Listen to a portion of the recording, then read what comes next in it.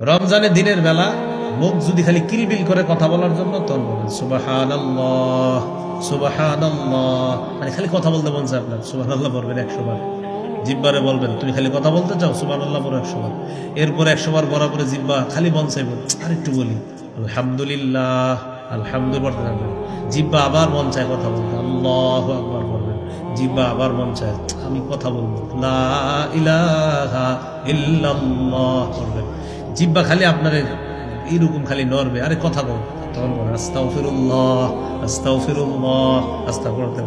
জিব্বা আপনার নিয়ন্ত্রণ দিচ্ছে না, বাস একদম বেশি ফাইজলামি করলে জিব্বা যদি ঝামেলা করে কোরআন খুইলা বসে যাবে যে ঠিক আছে জিব্বা তুমি শিখতে হও, কোরআনের মাধ্যমে তেলাওয়াত করা শুরু করবেন। এরপরেও আপনার খালি জিব্বা খালি নড়তেছে, একটু কথা বলবো ঘুমায় থাকবে।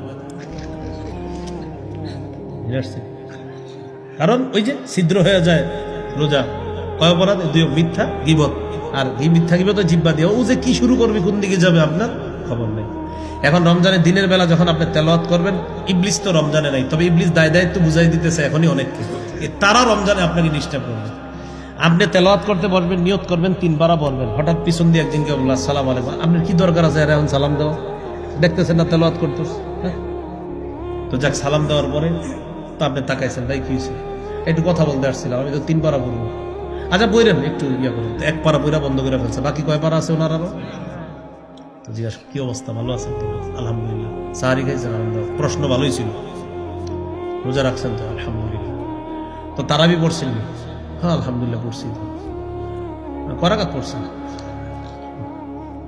পড়ছি 20 না 8, আপনি বলবেন 20ও পড়ছি 8ও পড়ছি, আরে 20-8 পড়ছেন মানে দুটোটাই, হ্যাঁ 20ও পড়ছি 8ও পড়ছি, করেন নাই কোনটা? বলবেন ঝগড়া করি নাই, তুমি যে নিয়তে আসছো এটা করি নাই। আসসালামু আলাইকুম যাও। নবীজি হাদিসে বলছে ফাইন সাব্বাহু আহাদুন, ঝগড়া করতে কেউ যদি আসে তুমি বলবা ফাল্যাকুল ইন্নী মিরউন সাইম, আমি রোজাদার, ঝগড়ার সুযোগ নাই। এ নিয়ত করে আসছিল আপনার অনেকক্ষণ বুঝাবে বিভিন্ন বিষয়, বুঝছেন? এজন্য আপনি ওই যে বুদ্ধি করে 20ও পড়বেন 8ও পড়বেন, যদি বলে 20 বলবেন হ্যাঁ 8 হ্যাঁ দোনোটাই হ্যাঁ। 20ও পড়ছো হ্যাঁ কেন? সাহাবায়ে কেরামের ঐক্য। 8ও পড়ছো হ্যাঁ কেন? নবীজির 12 মাসের আমল, 2টোই পড়ছি। 20 পড়ছো আর তারাবি পড়ছি, 8 পড়ছো নবীর 12 মাসের আমল তাহাজ্জুদ, এই জন্য এটা দুটোটা পড়ছি। তো বড় নাই কি ঝগড়া করি। রমজান মাসের প্রথম রাত যখন শুরু হবে, শয়তানকে শিকলে বন্দি করা হবে। প্রথম রাতে আপনারা তারাবির সালাতে অংশগ্রহণ করবেন ইনশাআল্লাহ।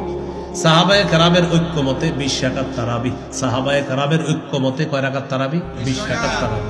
তো তারাবি 20 রাকাত পড়বেন। পড়ার পর আল্লাহ যেহেতু সাহরির সময় উঠাবে, সাহরির সময় উঠে 8 রাকাত তাহাজ্জুদ পড়বেন। 8 রাকাত তাহাজ্জুদ নবীজির 12 মাসের আমল, আর তারাবি 20 রাকাত এটা সাহাবায়ে কেরামের ঐক্যমতে এটা রমজানের আমল। আর 8 রাকাত তাহাজ্জুদ এটা হলো পুরা বছরের আমল। আপনি চাইলে আজকে রাতেও 8 রাকাত তাহাজ্জুদ পড়তে পারেন। এখন কথা হলো হুজুর রমজানে কেন বলবো? রমজানে যেহেতু সাহরির সময় উঠতেছেন, এই জন্য সাহরির সময় উঠা চেষ্টা করবেন 8 রাকাত পড়তে, না পারলে 6, না পারলে 4, না পারলে 2 যেন মিস না হয়, চেষ্টা করবেন 8 রাকাত পড়তে। তো যাই হোক 20 রাকাত তারাবি পড়বেন, কেন? সাহাবায়ে কেরামের ঐক্যমত 20 রাকাতের উপর। আর 8 রাকাত তাহাজ্জুদ পড়বেন, এটা নবীর 12 মাসের আমল, কিন্তু 12 মাস যদিও পারেন না ব্যস্ততার কারণে বা কোনো কারণে, রমজানে যেহেতু সাহরির সময় উঠি এই জন্য 8 রাকাত তাহাজ্জুদ আমরা পড়ে নিব ইনশাআল্লাহ।